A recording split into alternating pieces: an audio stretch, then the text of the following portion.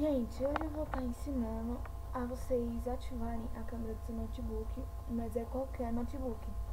Aqui eu não consegui fazer o negócio do Ctrl F e procurar a tecla no F1, F2, F3, F4 adiante com a fotinha da câmera, na minha não tem. Não funcionou o F7, não funcionou o F10, o meu não é nenhum desses, eu não sei por quê. Então, eu sei fazer da seguinte forma: você vai pesquisar MyCam e você vai baixar, certo? Aí é do site da sua preferência, ele baixa aqui, tanto faz. Você vai baixar e quando você baixar o MyCam, ele vai para uma pasta.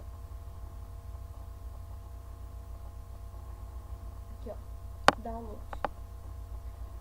Quando você baixar o MyCam, ele vai para uma pasta.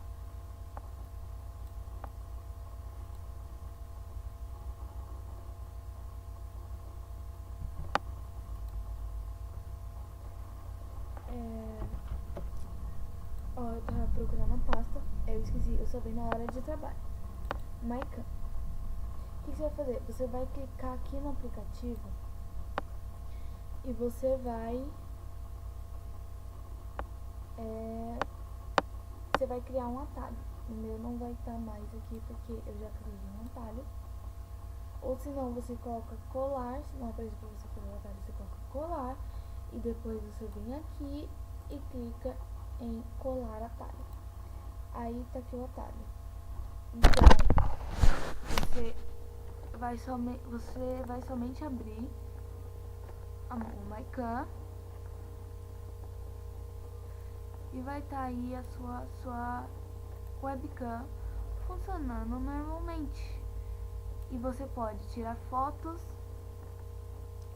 com ela. Você pode descobrir aqui, sabe? Você pode descobrir o que você pode fazer com a sua webcam. E eu espero que tenha ajudado.